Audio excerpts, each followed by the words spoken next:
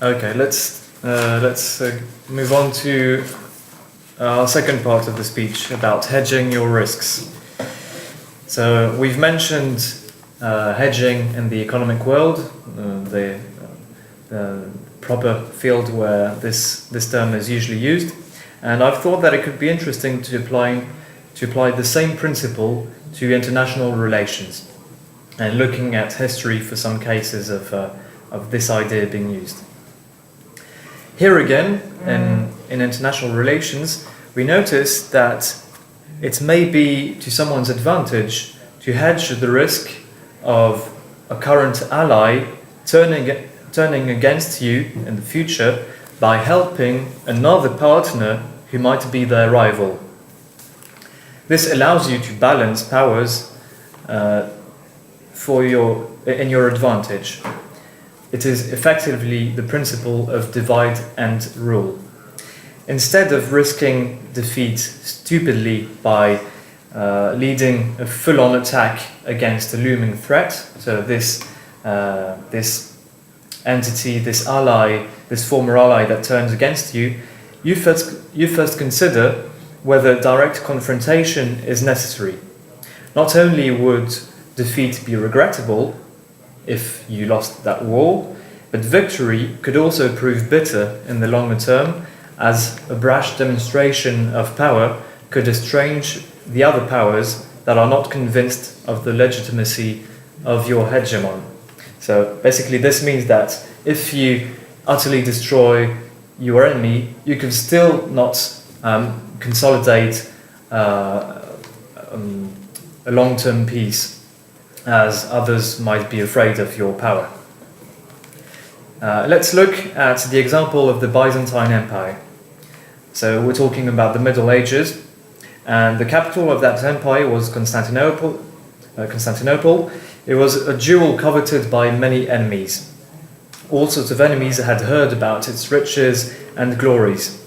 And because they were facing so many enemies, the Byzantines could not deal with all of them at the same time and expect victory. So they set up a very sensible diplomacy that relied on turning some of these potential invaders against one another. So you had Russians who were bribed by the Byzantines to fight against Magyars, Pechenegs who were then encouraged by the Byzantines to fight against the Russians, and so on. And this prevented the fall of Constantinople for many centuries. In the early 18th century, we're now moving to Britain, William Pitt the Elder, who was one of the UK's greatest prime ministers, had a similar approach in his foreign policy. At that time, there were wars between France and the Netherlands and Britain and some German principalities. And his idea was that instead of tapping in the treasury of the English treasury in costly military engagement on the continent, between the French and Hanover, and mostly the French, he invested in the seas and colonies abroad. It turned out to establish Britain as the major naval superpower of modern times. In a way, you could call him a forerunner of the no boots on the ground policies, and he did it in a very sound way. Palmerston in the early 19th century, so that's 1 century later, also very wisely maintained a balance of powers on the continent.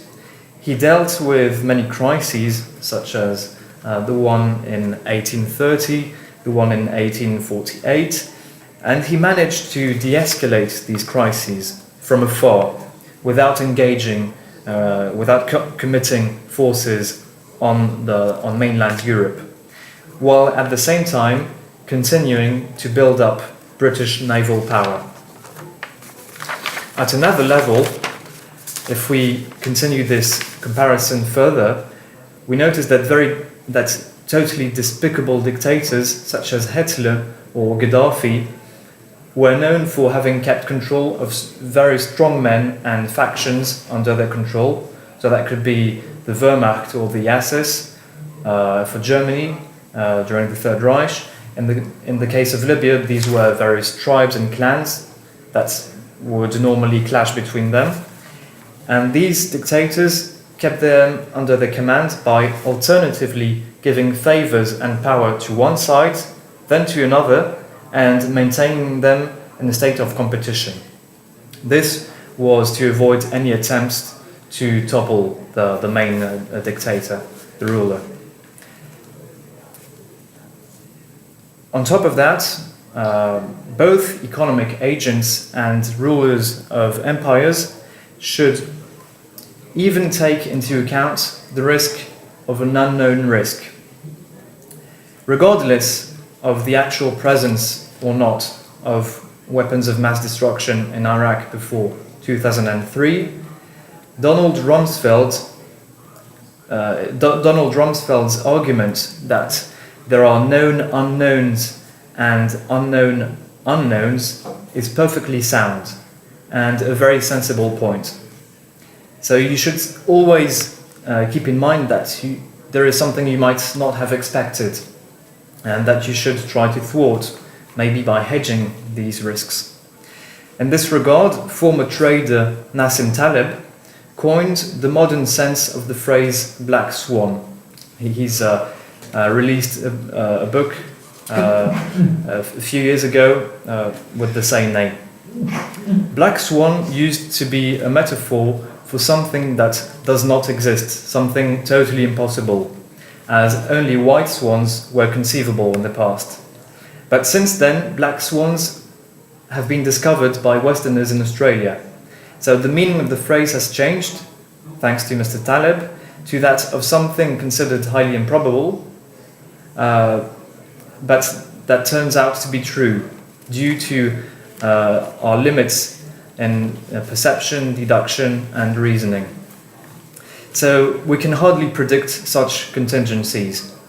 What could they possibly be now? What risks could there be, except those we know already?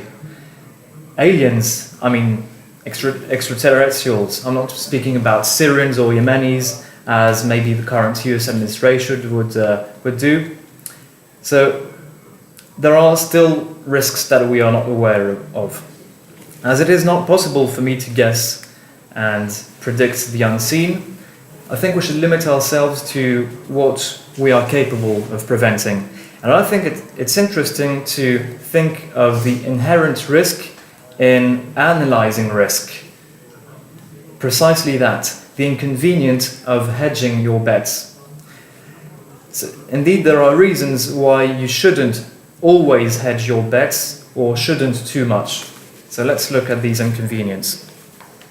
We're at 8 minutes. Yes, I have enough time, I think. So one first remark as regards to these inconveniences. There are cases when burning your ships or leaving no backdoor may lead you to success or victory. This phrase is well known because of Hernan Cortés, because that's precisely what he did when he landed on the shores of modern-day Mexico with a relatively small expeditionary force of rogue Spanish soldiers. Nowadays, the descendants of the Aztecs mostly speak Spanish. Even in the case of King Leonidas of Sparta, who lost his life at the Battle of Thermopylae against the mighty Persian army, not retreating proved to be a fruitful sacrifice for his allies. So there are a few marginal cases when limiting yourself to one single course of action, a make or break plan, is decidedly better than losing your edge in hesitation.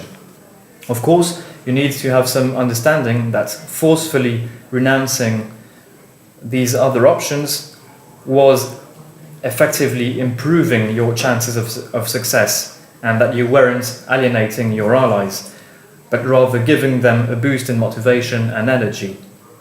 This is probably one of the main principles that helps explain radicalism, for example that of the Islamic State, which is radicalism is when you have a leader, a warlord or a cult leader who gives only two options to his followers, either death or victory.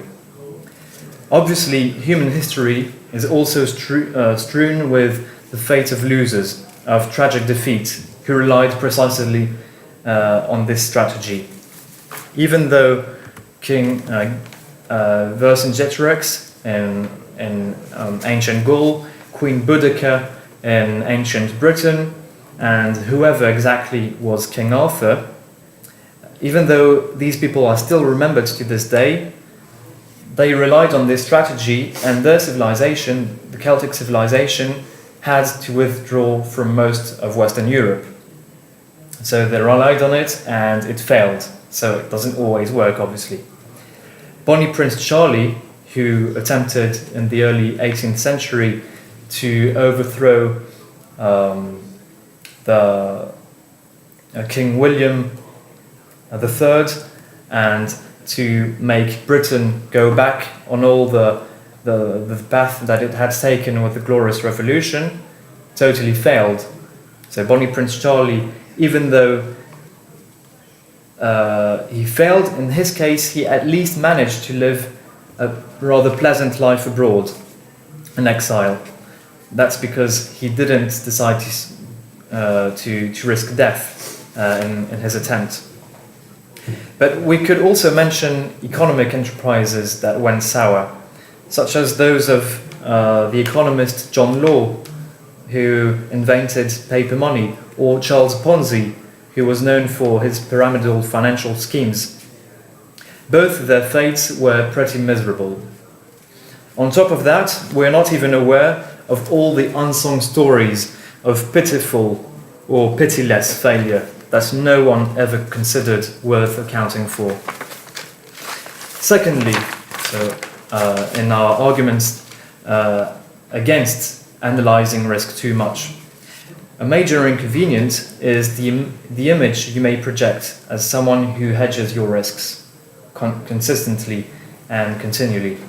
You might seem as someone who is a selfish schemer, even though you try to be discreet in doing so.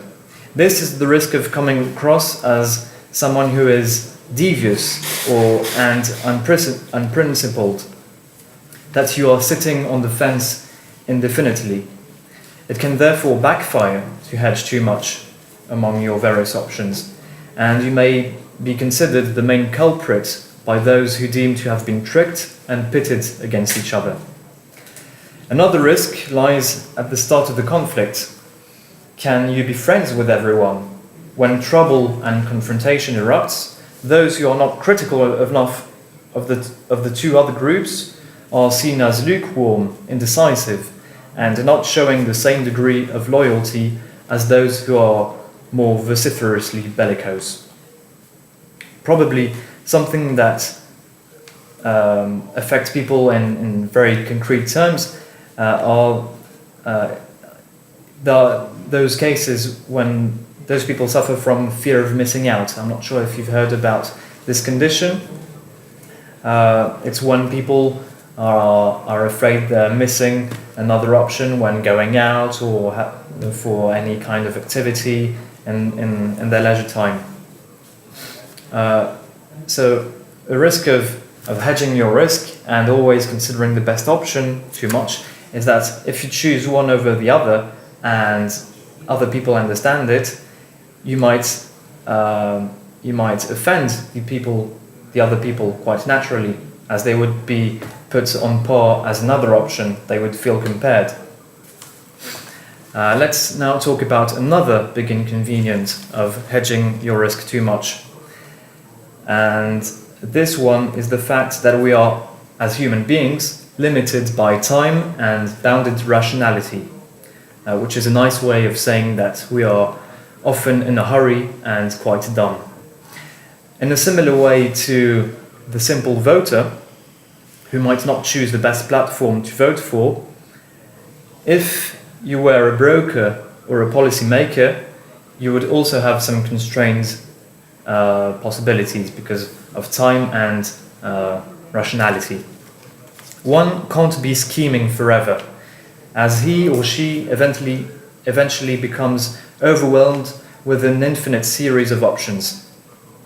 Thinking that you can have it all, eating the cake and having it too, biting off more than you can chew, all of that is a fallacy. It amounts to hubris. You could well say that you could use computers to make decisions instead of you, but a rogue AI could take over, and you would be doomed to a life full of terminators from a not so distant future.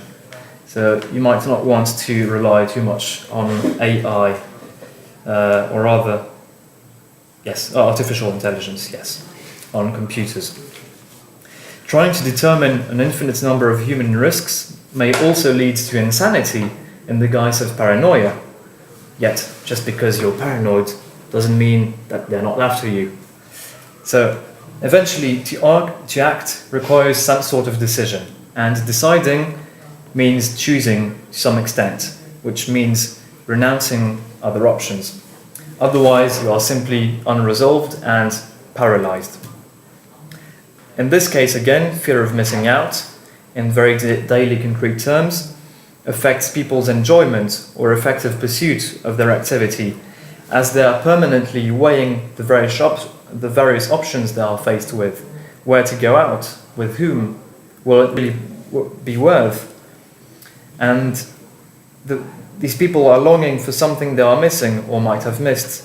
It damages their potential to enjoy their time out.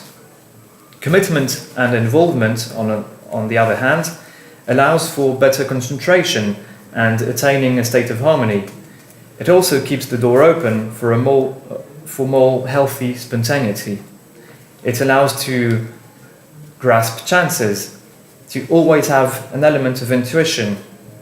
And for that, there is a very interesting metaphor from Greek mythology. There was a god called Kairos, who was the god of opportunity. He was the god of the fleeting moment, the right time to do a thing.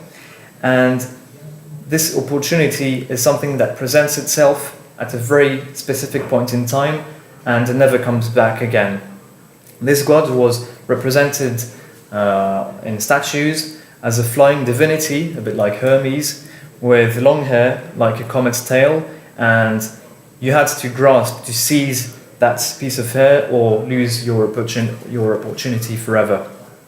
If we consider the metaphor of horse racing again, so betting on horses, we should ask ourselves if we can bet on a different horse forever. After all, it depends on whether you consider all actors in the economy and international relations to be horses.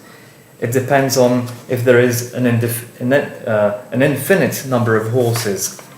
It depends on whether the rules of the game are unchanged, of course, and that you have the resources to continue betting. It also depends on whether the horses and jockeys are always heading towards the finishing line of the track, instead of losing their minds and going backwards or even turning against you. In other terms, losing control over the horses and jockeys. Of course, we know that the economy is not a game. It may be in terms of game theory, for matters of simplification, but the economy is not a children's game. We also know that geopolitics and politics in general are not a game. In a purely competitive market, financial entities such as banks and insurance companies should, in case of a severely misguided investment and poor decision-making, go bankrupt. They should be absorbed by other players and disappear from the market. In a worst-case scenario, we could even imagine a private trader losing all his fortune and meeting his demise. Similarly, ill-conceived political plans and decisions may lead to utter defeat and irreparable damage. There is one such case with Ethelred the Unready. I'm sorry if I haven't mentioned his name in the introduction. So Ethelred the Unready was an Anglo-Saxon king who decided to persecute all the Vikings from England, and he thought he was ready for it, but Danes came back with King Canute, and for a couple of decades England was under Danish rule again. Sometimes, even with great energy, plans and a sound mind, as opposed to Ethelred, you may be unlucky and face obstacles that are too difficult to face up to. And this is what happened to an emperor of the Holy Roman Empire. This is what happened to Frederick II, rather. He was called by his contemporaries the astonishment of the world, and despite all of his talents, failed to consolidate his empire. So even empires can fail because of bad decisions, and sometimes circumstances that are too difficult to face. And let's end with a few practical recommendations, and I'll finish with this. So how could all of this shady bamboozle apply to any normal person like us? We are not brokers, we are not decision makers. So yes, let's make the speech a tiny least bit practical. My advice would be to first assess the challenge or decision to take in terms of immediateness and decision-taking mode to have. So this means that we should be alert. We should also have the patience to plan when necessary and to contemplate the best option to take when thinking in the longer term. So we need to be able to keep a balance between this spectrum of behaviors to adopt, either short-term or long-term. And the more long-term, the more time you have to think in advance and hedge your bets. So hedge your bets. Don't commit all your resources, energy in one single plan if you identify major risks with it.